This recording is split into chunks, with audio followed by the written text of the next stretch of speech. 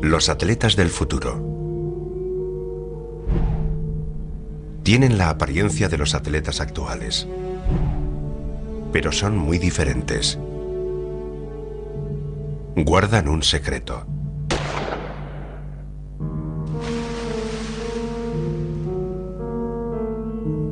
Los atletas del futuro son mutantes transgénicos.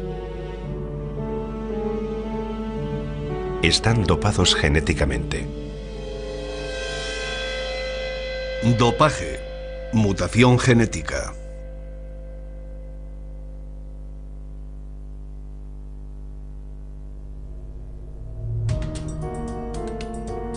El dopaje genético es la consecuencia lógica de la investigación biotecnológica de las últimas décadas. Es para preguntarse a quién hay que admirar, al atleta o al biotecnólogo.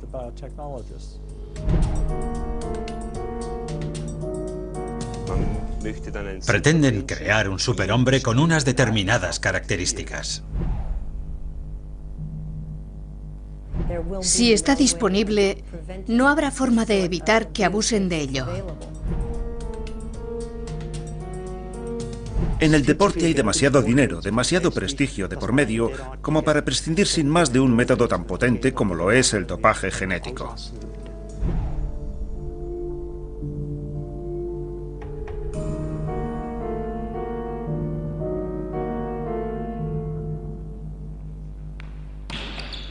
Para la mayoría el deporte es diversión.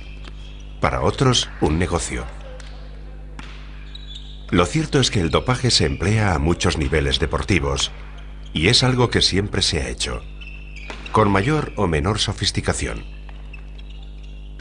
El dopaje no convierte a cualquiera en campeón mundial, pero a un buen atleta le confiere esa gotita de más que necesita para ganar. Cada cual se dopa con aquello que le proporciona ventajas en su disciplina concreta. Hormona del crecimiento, hormona glucoproteica, hormona tiroidea, testosterona, insulina, anfetamina, beta bloqueante, la propia sangre. Pero el dopaje genético no requiere píldoras, inyecciones o infusiones, ya que el atleta produce el dopaje en su propio cuerpo con la adecuada cantidad extra de genes. ¿El dopaje genético es el dopaje perfecto? A partir de un determinado nivel, los atletas saben que en cualquier momento pueden ser sometidos a controles antidopaje, en los entrenamientos o incluso en casa. Chicos, señor Weber, me llamo Bermote. Vengo de parte de la organización antidopaje. Acompáñeme, por favor. Vamos a realizar un control. ¿Conoce el procedimiento? En todo momento los atletas de élite deben comunicar su lugar de estancia a las autoridades. Aquel que esté ilocalizable es sospechoso de dopaje. Puede abrirlo. Ya sabe que debe bajarse los pantalones hasta las rodillas y levantarse la camiseta hasta el cuello. Vuélvase hacia mí. Muy bien. Aquí tiene el envase. Y 90 mililitros. Si son más, tanto mejor. A pesar de todo, se detectan muy pocos casos de dopaje. La mayoría de los grandes escándalos por dopaje entre deportistas de primer nivel se producen por denuncias. Los métodos de dopaje actuales son demasiado sofisticados, así como las mafias que los llevan a cabo. El dopaje genético es todavía más sofisticado y más eficiente. Estas muestras se llevan al laboratorio.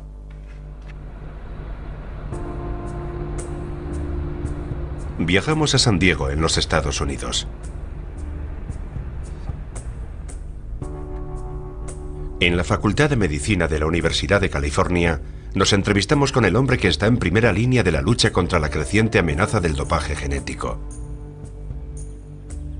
El catedrático Theodore Friedman, uno de los pioneros en investigación genética, encabeza la comisión de la Agencia Mundial Antidopaje.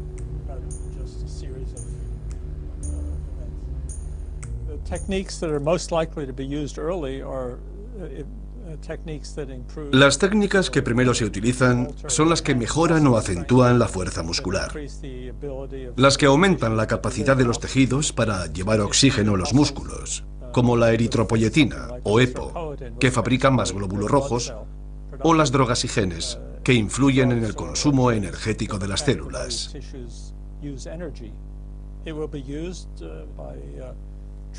Son utilizadas de forma ilícita y contraria a la ética por entrenadores y atletas. Se hace todo lo posible por ganar, porque hay enormes cifras de dinero en juego. Creo que en el deporte hay una presión tremenda para emplear técnicas genéticas. Por eso creo que es inevitable que se acaben utilizando. ¿Es mala la manipulación genética en deportistas? No todos lo ven así.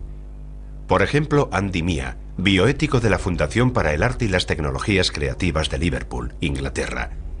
Es crítico con sus colegas porque pone en tela de juicio todo lo dicho hasta ahora. Yo opino que el deporte requiere modificación genética. Es más, el deporte lo exige.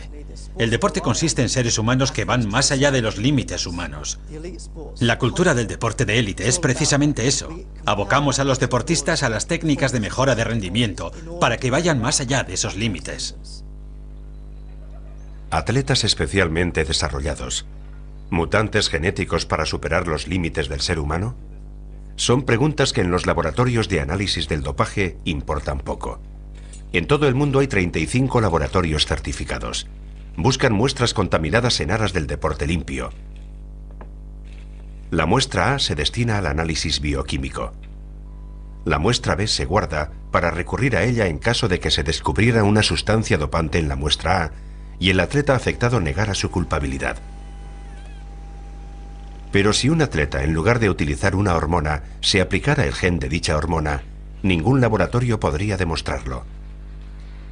Por esta razón, las muestras B se conservan en el laboratorio durante 8 años, por si en el futuro se dispone de nuevos procedimientos de análisis.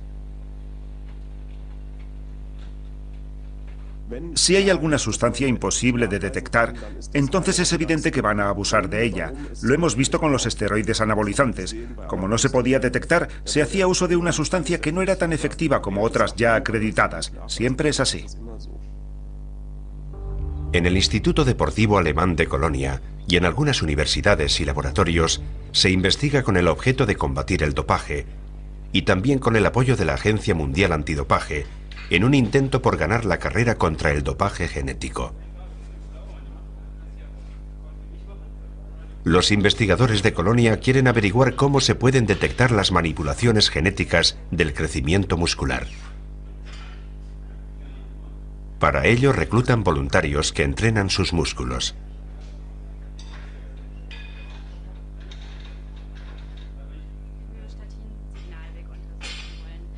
Analizamos perfiles diferentes de factores del crecimiento en el suero. Quería preguntaros, ¿os apetece participar?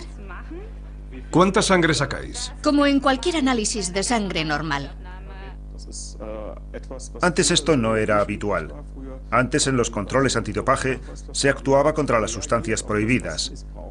Hoy sabemos lo que se nos viene encima e intentamos descubrir paralelamente posibles sistemas de detección.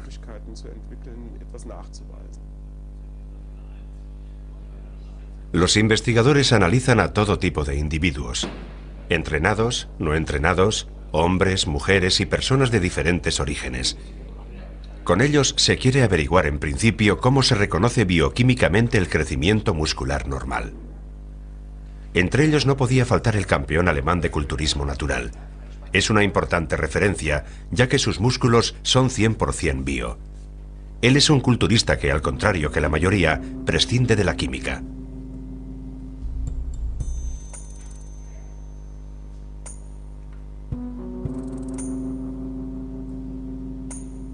El dopaje genético no se detecta buscando genes en la sangre o en la orina, ya que los genes están presentes en todas las células de nuestro cuerpo.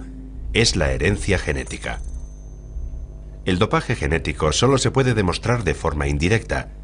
Hay que encontrar rastros delatores.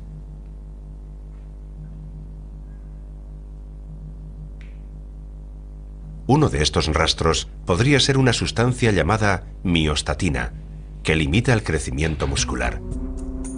Una concentración anómala de miostatina o sus residuos en sangre podrían ser indicadores de manipulación genética. ¿Pero qué es lo normal? Eso es lo que pretende dilucidar este estudio. La importancia de los genes en el rendimiento físico queda reflejada en la historia del deporte. Los ganadores olímpicos de 100 metros masculinos, aparte de la medalla de oro, todos tienen algo en común: el color de su piel. Usain Bolt en Pekín, Justin Gatlin en Atenas, Maurice Greene en el año 2000, Donovan Bailey en 1996, Linford Christie, Ben Johnson descalificado en Seúl por dopaje, Carl Lewis en Los Ángeles. La excepción se dio en 1980. Alan Wells ganó porque los Estados Unidos y otros países boicotearon los Juegos Olímpicos de Moscú. El último vencedor olímpico blanco de verdad fue hace 38 años, el ruso Valery Borsov, en Múnich. ¿Preparados?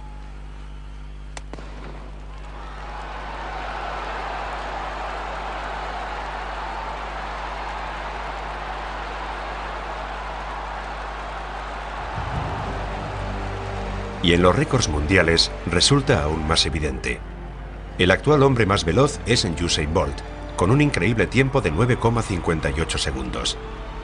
Tras él, si queremos tropezarnos con un plusmarquista mundial blanco, hay que remontarse 50 años atrás en la galería de nombres famosos, como Asafa Powell, Carl Lewis, Calvin Smith o Jim Hines. Armin Hari batió la marca mundial de 10,0 segundos el 20 de junio de 1960 en Zúrich.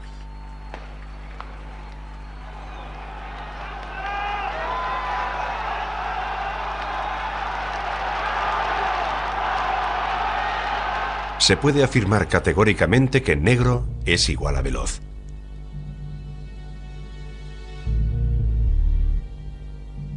Durante mucho tiempo se buscó la explicación en la teoría del gueto. Los negros, decían, solo encontraban en el deporte la oportunidad de subir en la escala social, por lo que se esforzaban más que los blancos. Pero esto no tiene ningún sentido. Los genes marcan la diferencia.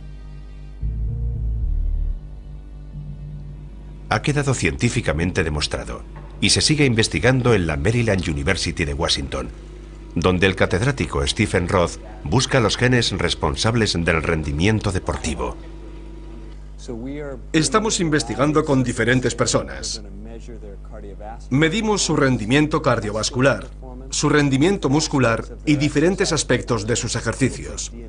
Les tomamos muestras de ADN y después intentamos identificar los genes concretos responsables de las variables de su rendimiento.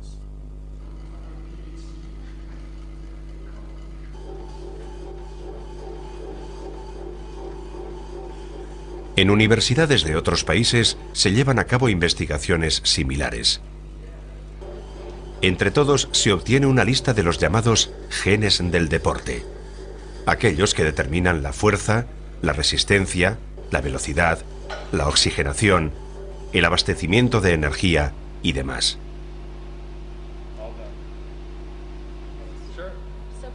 La saliva contiene células que posteriormente son analizadas en el laboratorio.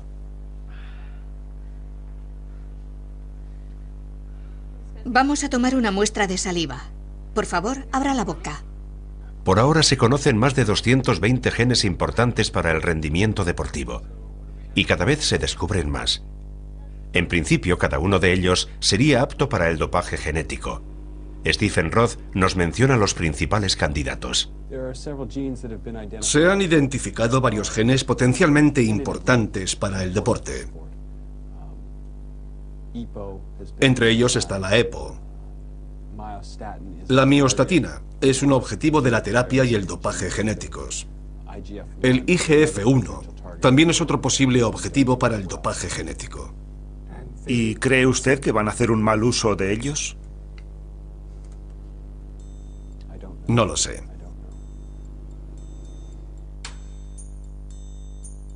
La EPO, o eritropoyetina, es una hormona que estimula la formación de glóbulos rojos, importante para deportes de resistencia.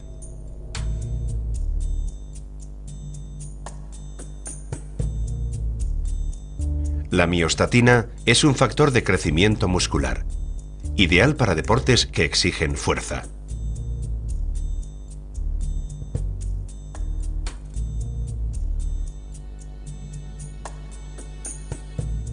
El IGF-1 También fortalece la musculatura.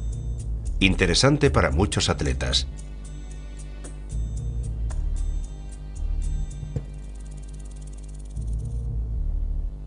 Una vez conocida la importancia de los genes en el deporte, ¿se podrían aprovechar estos conocimientos para hacer que los atletas sean más fuertes, más resistentes y más veloces? Mucha gente utiliza el argumento de que la manipulación genética es jugar a ser Dios. Bueno, si es así, entonces llevamos muchos años haciéndolo. Y si no, pienso que es otra forma de aplicar la tecnología para mejorarnos a nosotros mismos. Estamos en construcción, nuestra biología evoluciona, y los medios para la transformación también cambian. La mano del hombre forma parte de ese proceso. No debería ser visto como contrario a la naturaleza, no está reñido con ella. De hecho, la manipulación genética no debería estar reñida con la biología. Decir, como afirman algunos partidarios del dopaje genético, que se trata de una extensión natural de la tecnología y que estos atletas genéticamente modificados van a ser naturales es, en mi opinión, absurdo. No creo que haya nada de natural en todo esto.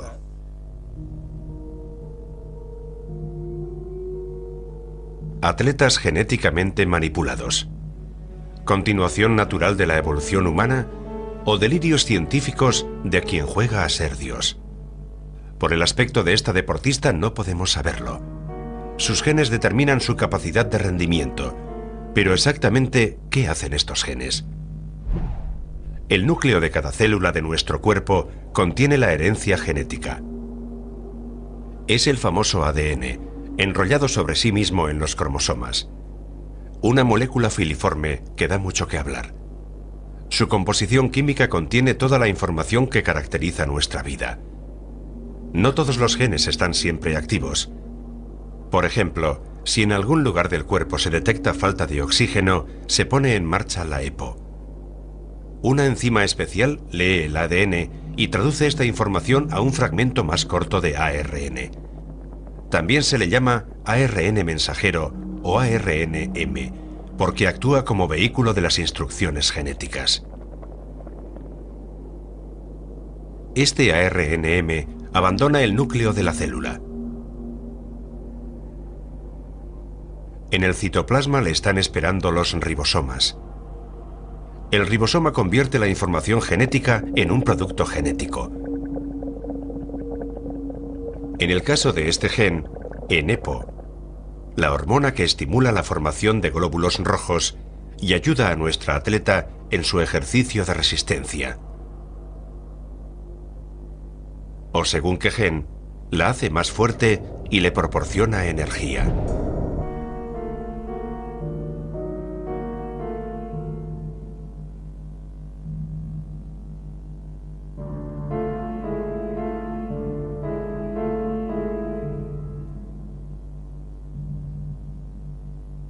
Esta imagen de la cadena CBS norteamericana demuestra la importancia que puede tener un solo gen en el deporte.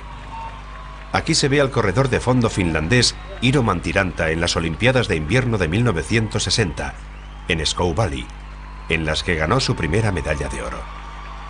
En las siguientes Olimpiadas de Invierno volvió a ser el campeón absoluto. Lo acusaron de dopaje, cosa que Iiro negó tajantemente. 20 años más tarde, los científicos le detectaron una mutación del gen de la EPO, muy poco frecuente, que confería al deportista una resistencia sobrehumana y le permitía llegar siempre el primero a la meta. Un solo gen también puede ser el responsable de una fuerza sobrehumana, como demuestra un caso de la Charité de Berlín. Aquí, en el año 2000, nació un niño extraordinario que por motivos evidentes se mantiene en el anonimato. Y esta es su historia.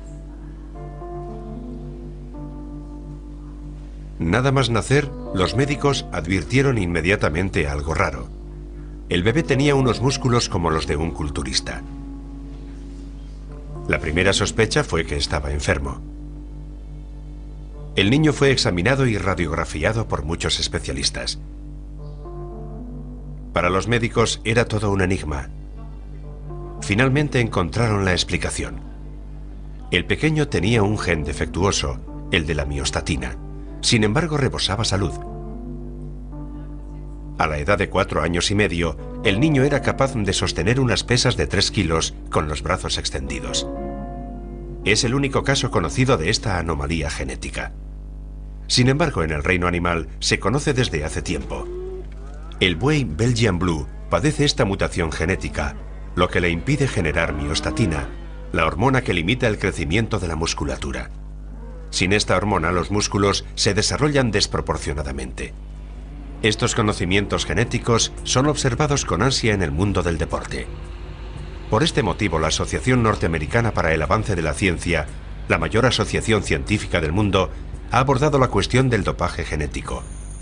Hablamos con el director de Ética y Derecho. Siempre que haya una posibilidad de beneficio, casi siempre económico, habrá gente dispuesta a utilizar la ciencia con fines perversos, carentes de toda ética. Creo que desde los tiempos de Galileo, e incluso antes, ha quedado demostrado que hay organizaciones o personas capaces de manipular la ciencia con fines poco ortodoxos. Y si no se les para los pies, lo hacen sin titubear.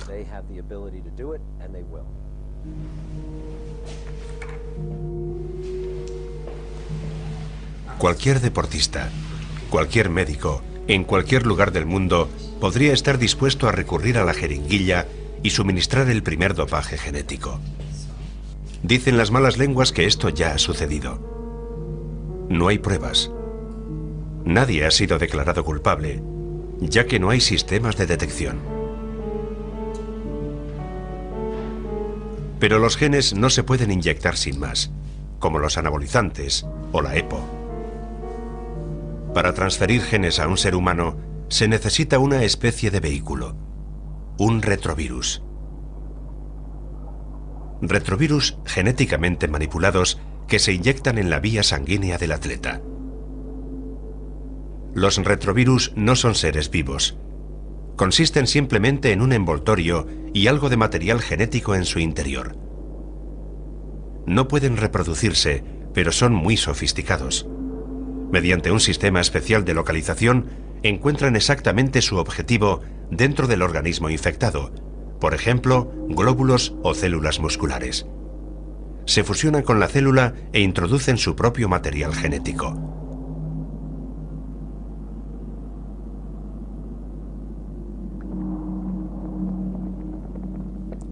Entonces, este material genético se abre camino hacia el núcleo de la célula. Se amalgama con los genes que allí encuentra y los reprograma. A partir de ahí, la célula cumple las órdenes del retrovirus. Si un retrovirus genéticamente modificado porta un gen beneficioso, en lugar de un gen patógeno, su víctima no enfermará, sino que se volverá más fuerte, más veloz, más resistente. El dopaje genético no es hereditario, ya que solo afecta a las células del cuerpo, es decir, a la musculatura o al sistema sanguíneo, no a los espermas ni a los óvulos. La presión en el mundo del deporte es tremenda. Además, en determinados círculos se fomenta la tecnología genética. Y eso es una mezcla explosiva y peligrosa. Todo da a entender que si no ha sucedido ya, sucederá muy pronto. ¿Es cierto que los deportistas se dejarían inyectar retrovirus manipulados genéticamente para ganar medallas? Respecto al dopaje en el deporte, existe un fenómeno conocido como el dilema Goldman. Un alto porcentaje de deportistas, más del 50%, estarían dispuestos a doparse si con ello tuvieran garantizada una medalla de oro, aunque la droga los matara al cabo de 5 años. Es decir, los atletas son capaces de todo con tal de conseguir el mayor rendimiento. Sin duda, el dopaje genético será irresistible para ellos. ¿Sacrificar la propia vida por una medalla de oro olímpica? ¿Cuándo subirá al podio el primer campeón olímpico genéticamente dopado? ¿En Londres 2012? ¿O en Río de Janeiro 2016? A mí me preocupan las Olimpiadas de Brasil. Antes no creo que se den casos. Y si a la Agencia Mundial Antidopaje le preocupan las próximas Olimpiadas, imaginémonos las de Brasil. Ya está invirtiendo un montón de recursos en el desarrollo de pruebas de detección. Evidentemente suponen que el dopaje genético se nos viene encima. En principio, estos métodos no están pensados para deportistas, sino como terapia génica para pacientes como él, Ismail Miftari, de 23 años de edad. Padece distrofia muscular. A duras penas es capaz de mover un dedo. La distrofia muscular de Duchenne aparece a la edad de 2 años y afecta a 1 de cada 5.000 niños. Las niñas no lo padecen. A los 15 años prácticamente todos están en silla de ruedas. Se va perdiendo la capacidad del habla, de tragar, y la degeneración muscular ni siquiera se detiene ante los músculos de la respiración. Casi todos los pacientes mueren antes de los 25 años. No hay cura. Solo se puede intentar mantener la musculatura que queda el máximo tiempo posible. Adrian Dervisi, 17 años. Él también reside en la residencia Mathilde Escher, de Zúrich. La distrofia muscular de Duchenne es una enfermedad hereditaria, provocada por un defecto en un solo gen. Las enfermedades de origen genético deben ser curadas genéticamente. Esta es la idea básica de la terapia génica. Consiste en compensar o sustituir el gen defectuoso por otro sano. Las terapias génicas se desarrollan en diversas clínicas. En la Charité de Berlín se intentan aprovechar los conocimientos obtenidos en el caso del bebé culturista, pero se niegan a facilitarnos información. Tampoco la conseguimos en el Hospital de la Pitié-Salpêtrière, de París, que colabora estrechamente con la Charité. También recibimos un no del Institute of Human Genetics, del Newcastle upon Tyne. Más de 2 docenas de negativas por parte de científicos que trabajan en terapias génicas para combatir enfermedades musculares. Creo que les preocupa la utilización con fines no terapéuticos. No quieren anunciar resultados positivos, porque entonces la gente, los atletas, se echarían encima con avidez para mejorar su rendimiento deportivo. No quieren hablar de su trabajo, por miedo a que ciertas personas intenten aprovecharlo con fines no terapéuticos. Estoy consternado ante esa reacción. Pienso que los científicos y médicos de terapias génicas deberían salir al paso y dejar bien claro ante la opinión pública que hay una clara distinción entre su trabajo, orientado a mejorar la salud, y lo que otras partes interesadas hacen con su trabajo. Me gustaría que los círculos profesionales que representan a los que trabajan con terapias génicas hicieran una declaración formal sobre el asunto del dopaje genético. No pueden ocultar el hecho de que sus técnicas están siendo utilizadas con otros propósitos. Eso lo sabe todo el mundo. Por fin encontramos una investigadora que trabaja en la terapia génica contra enfermedades musculares, dispuesta a facilitarnos información. Al norte de Roma, en Monterrotondo, en el Laboratorio Europeo de Biología Molecular.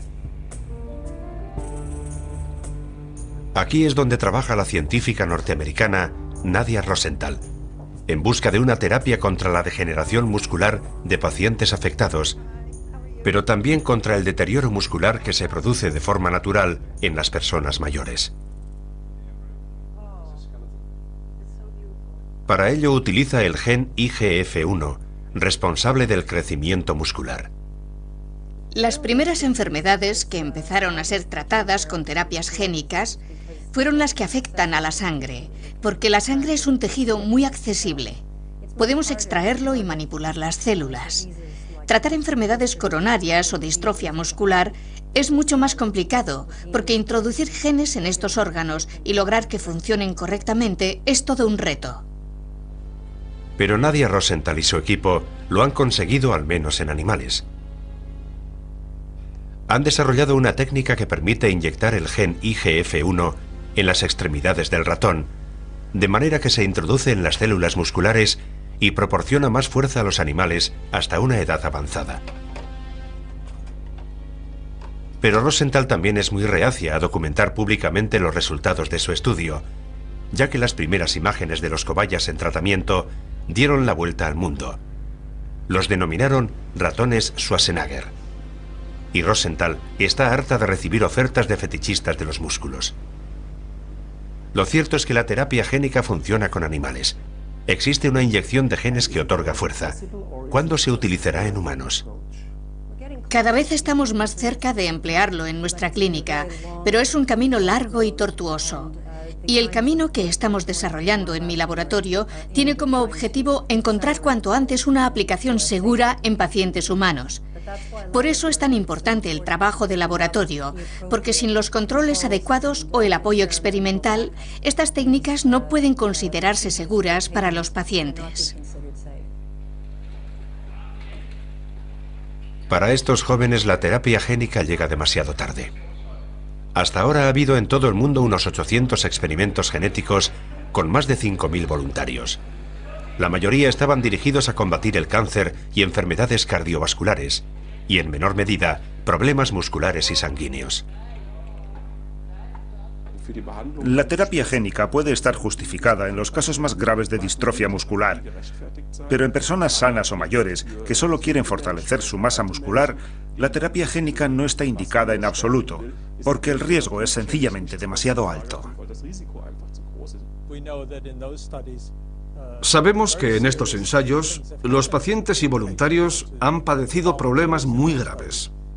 Incluso ha habido muertes. De modo que si quieres curar una enfermedad, el uso de la tecnología está más que justificado. Pero si la intención consiste en modificar una característica natural en un ser humano, como por ejemplo en un atleta joven y sano, estás exponiendo a esa persona a un riesgo innecesario. Eso no debería estar permitido. Los atletas están inmersos en la cultura tecnológica desde que empezaron a ganar, y me refiero a hace 2500 años. Ya desde los antiguos Juegos Olímpicos, los atletas utilizaban técnicas para mejorar el rendimiento. En el salto de longitud sin impulso empezaron a utilizar pesos para impulsar el cuerpo más lejos. Ya estaban coqueteando con la tecnología. Los atletas de hoy en día tienen una relación mucho más sofisticada con la tecnología. Pero una cosa es la tecnología y otra la naturaleza. Ya no tiene sentido considerar que los atletas de hoy son seres naturales. Es una idea que hay que descartar. Hay que empezar a plantearse con qué tipo de tecnología se puede enriquecer el rendimiento deportivo. Yo creo que es la que permite que los atletas entrenen más duro y mejor en su rendimiento. La idea de que hay que incluir a los deportistas cuanto antes en el desarrollo de técnicas genéticas es totalmente errónea. Se burla abiertamente de nuestros estudios. Sabemos que es complicadísimo curar a un niño con inmunodeficiencia adquirida. Es muy difícil realizar una labor clínica rigurosa y obtener buenos resultados. Colocar a los atletas al mismo nivel y exponerlos al peligro y al desconocimiento de la transferencia de genes me parece sencillamente inmoral.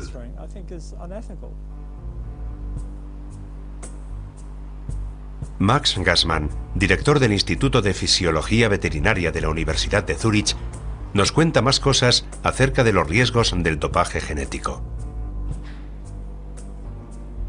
Aquí, en el sótano, hay ratones a los que se les ha implantado el gen humano de la EPO. Sirven como ejemplo de lo que sería un ciclista o un maratoniano genéticamente dopado. Gracias a estos genes EPO adicionales, los ratones producen grandes cantidades de glóbulos rojos, igual que los deportistas que se dopan hoy en día con EPO convencional. El ratón maratoniano realiza una prueba de resistencia en la piscina. Por cierto, los ratones son buenos nadadores por naturaleza. Esta prueba no es demasiado agobiante para ellos. La gran diferencia entre el dopaje hormonal y el genético es que la hormona se puede eliminar, el gen no. Una vez que el gen se ha introducido en el cuerpo receptor, queda para siempre, o al menos durante mucho tiempo. La dosificación correcta de un gen es mucho más difícil que su implantación. Los efectos secundarios son fulminantes. Los animales viven la mitad de tiempo. Se mueren al alcanzar la mitad de su esperanza de vida. Los ratones normales viven 2 años. Los míos apenas llegan a 1 año. Se aprecia que las arterias se hinchan y revientan, el hígado se deteriora, los riñones dejan de funcionar, se ve la degeneración muscular y del tejido nervioso. En otras palabras, el cuerpo de los animales sufre con el nivel excesivo constante de la EPO. ¿Son estos resultados extrapolables a atletas dopados genéticamente?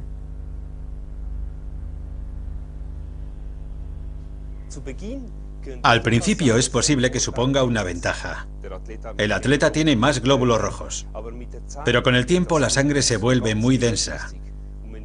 Y si ya no hay control sobre el gen de la EPO, el cuerpo seguirá produciendo más y más glóbulos rojos, de manera que la sangre ya no podrá circular. Imagínese el esfuerzo que tendrá que hacer el corazón para bombear a las arterias una sangre espesa como la miel. Max Gassmann interviene como perito en denuncias ante el Tribunal Deportivo y también asesora a la Agencia Antidopaje Nacional de Suiza. Matthias Kamber, director de Antidoping Suiza, fue uno de los primeros en denunciar la amenaza del dopaje genético. Es evidente que los peligros del dopaje genético retraerán a un determinado número de atletas que anteriormente se dopaban con medios clásicos. Con el dopaje clásico se puede parar en el momento que uno quiera. El dopaje genético va un paso más allá. Es decir, el dopaje genético es para siempre. En este catálogo de Antidoping Suiza se advierte a los deportistas sobre los peligros del dopaje genético. Muchos países europeos lo han adoptado como medida de prevención, pero Kamber no se hace ilusiones sobre su eficacia. La historia demuestra que todos los métodos que proporcionan mayor rendimiento y se emplean en medicina para curar enfermedades, tarde o temprano acaban siendo mal utilizados en el deporte. Todo lo que asegure el éxito se utiliza, a pesar de las advertencias. Por ejemplo, no hay más que ver lo que ha pasado con la eritropoyetina. Hoy sabemos que al principio la eritropoyetina salió al mercado como medicamento, pero se empezó a abusar de ella y hubo incluso casos mortales. Murieron muchos pacientes y ciclistas. Sabemos que la ingesta de anabolizantes tiene graves efectos secundarios que los afectados perciben al cabo de poco tiempo. Y a pesar de todo, la gente los toma.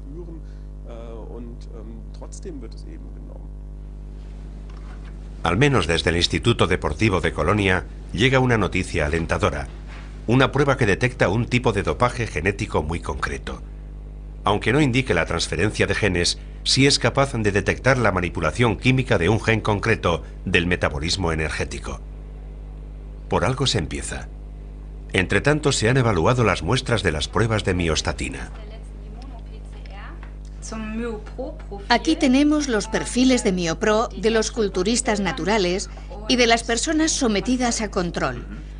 Estas son las curvas de amplificación de los culturistas naturales. Están desplazadas hacia la izquierda. Eso significa que tienen más MioPro en el suero. Sí. ¿Se ha descubierto en la miostatina un sistema de detección de dopaje genético? No es un sistema de detección con el que se pueda demostrar fehacientemente el abuso de miostatina. En principio estamos recogiendo datos para determinar si sirve como sistema de detección. Ha sido dar un paso hacia adelante y ya surge la siguiente amenaza. Patrick Diel está realizando un experimento con el que los investigadores chinos levantaron ampollas entre la comunidad científica. Doparon ratones no con genes completos, sino con mínimos módulos genéticos, desactivando la miostatina y provocando un crecimiento muscular exacerbado.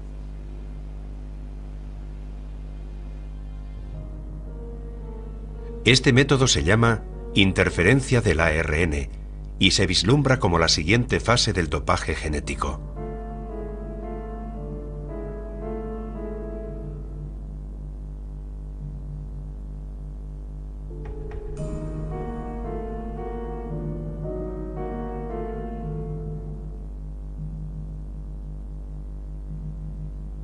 En investigación genética, la interferencia del ARN está considerada la técnica del futuro. Para ello se utilizan las partículas genéticas más pequeñas, las llamadas ARN pequeño de interferencia, ARNIP, con las que puede desactivar cualquier gen. Estas moléculas se ofertan en el mercado libre, incluso por Internet, a través de diversas empresas y se elaboran a medida según el objetivo deseado. Una vez que el ARN interferente pequeño penetra en la célula, una enzima del propio cuerpo divide esta cadena molecular doble. Digamos que ahora la bomba está preparada y a la espera de que el mensajero del gen proyectado salga del núcleo, bajo la forma de ARNM.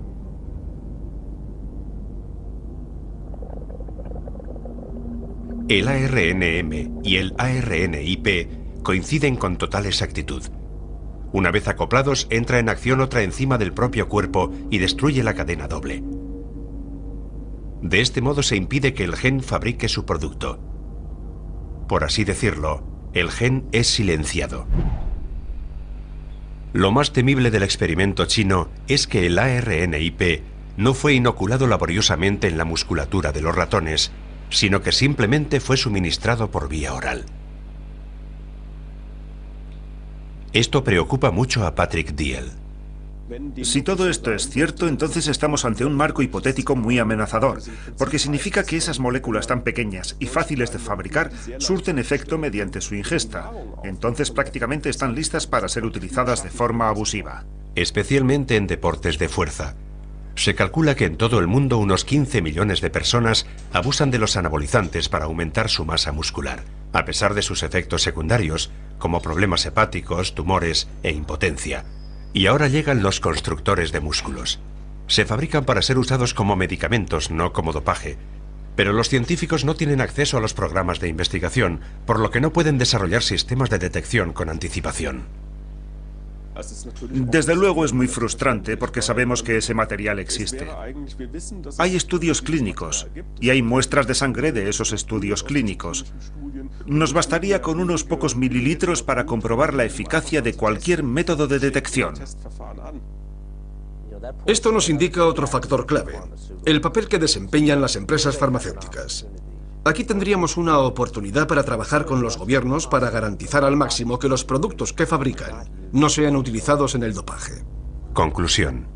El verdadero dopaje es el dinero. El deporte es un negocio. La farmacología es un negocio. Y la ciencia también es un negocio. En los países occidentales, cuanto más se intenta trasladar la ciencia básica a la esfera pública, más comercial es la ciencia. Yo creo que la mayoría de los científicos y médicos lo que quieren es desarrollar nuevas drogas y técnicas científicas para ayudar a la gente y contribuir a la salud pública.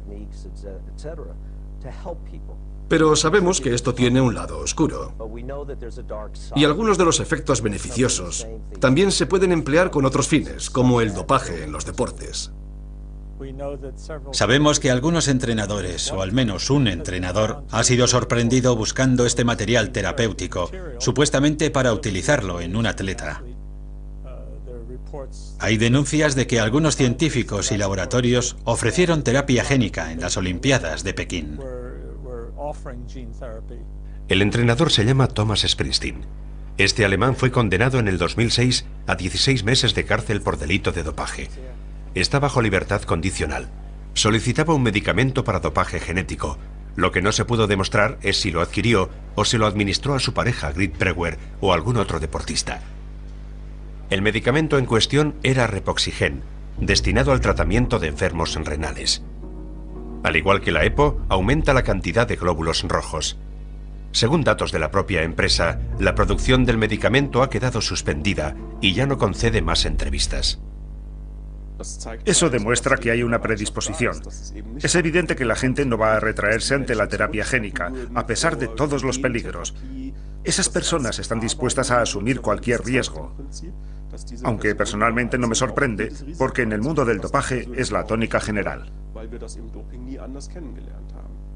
De vuelta a Liverpool, el bioético Andy Mia cree que el debate sobre el dopaje genético se centra innecesariamente en el abuso de la terapia génica. Yo veo el debate sobre el dopaje deportivo en un contexto mucho más amplio. Ya hemos entrado en la cultura del dopaje. La sociedad va a empezar a utilizar estas técnicas en todo tipo de aplicaciones. La pregunta es si el deporte va a quedarse atrás con sus anticuados métodos antidopaje o si seguirá siendo importante para la sociedad y se adaptará.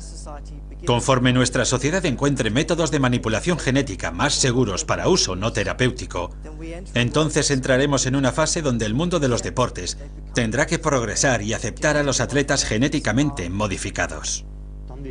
Entonces los deportes serán un espectáculo circense, como el pressing catch o el actual wrestling. Pero el deporte ya no volverá a ser como antes, y el deporte actual no puede permitirse emprender ese camino. ¿Está en juego el futuro del deporte o el de toda la sociedad? ¿Cómo manejará nuestra sociedad competitiva el deporte en el futuro? ¿Se podrán emplear métodos terapéuticos pensados para enfermos graves también en personas sanas? Los científicos se apresuran en calificarlo de abuso. El bioético contestatario Andy Mia es de otra opinión. La tecnología siempre ha evolucionado en el sentido de ayudar a la gente que padece enfermedades y epidemias. Pero tenemos ejemplos en los que se ha utilizado también en personas que no estaban enfermas, y eso innegablemente ha contribuido a su desarrollo e innovación. Basta mencionar la cirugía plástica. La cirugía plástica se ha convertido en un importante negocio que nos ha permitido desarrollar técnicas que pueden ser beneficiosas y pueden aumentar las posibilidades de las intervenciones terapéuticas. Yo no veo que el deseo de tratar pacientes con enfermedades graves esté reñido con el hecho de permitir que la gente aproveche la tecnología para definir su estilo de vida. Pueden ser complementarios. Está el ejemplo de las enfermedades propias de la vejez. Es un hecho que los ancianos sufren accidentes y lesiones porque sus músculos no tienen el vigor suficiente. Y ahí el gasto sanitario se dispara.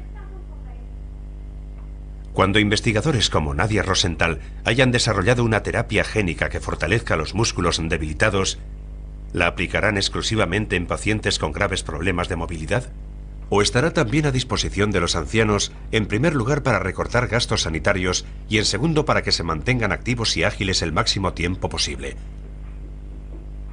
Finalmente, ¿acabará siendo el tratamiento para un determinado estilo de vida? Como sociedad, apoyamos la calidad de vida más allá de cualquier terapia, más allá de lo que es natural. En realidad, lo que queremos es permitir que la gente esté en forma para todas las actividades que deseen asumir, respaldarles lo mejor que podamos.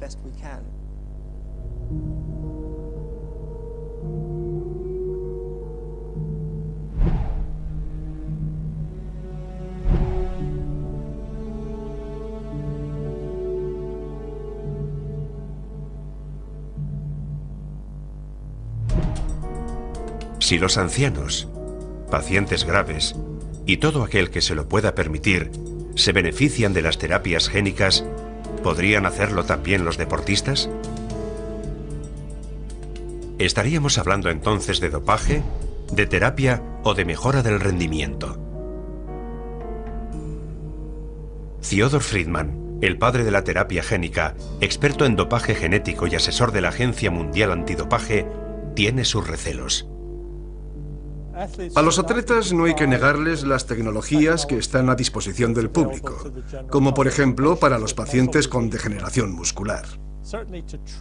Desde luego, parte del deporte consiste en tratar a los atletas que padecen lesiones deportivas y ayudarles a curarse y a prevenir. Está bien, siempre que se haga abiertamente y según las normas deportivas. Ese es el gran reto ético del deporte. Ese debe ser el objeto de debate. Puede que al final digan, sí, es posible, se puede hacer, pero siempre dentro de unos límites. Ese es el debate que hay que llevar a cabo y que sin embargo todavía no se ha hecho. Y tarde o temprano, más temprano que tarde, habrá que tener una respuesta para cuando la terapia génica se haya implantado. No se puede posponer el debate hasta entonces.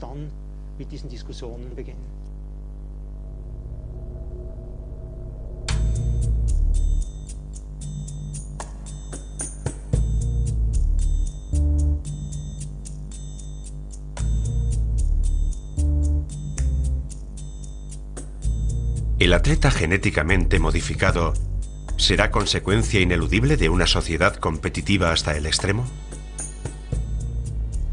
Nadie sabe si hay algún científico que haya recurrido a la inyección de genes. Si el mutante de laboratorio es ya una realidad.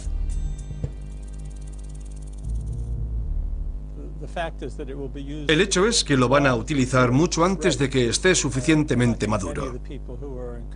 Pienso que las personas que alientan su uso, que apoyan la transferencia de genes en el deporte, basan sus exigencias en una ciencia muy pobre y precipitada.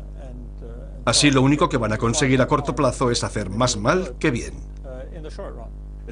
Habrá científicos que intentarán utilizarlo, aunque sea en contra de su propio código deontológico. Tal vez por curiosidad, tal vez por interés económico. Y también habrá personas dispuestas a hacer de cobayas.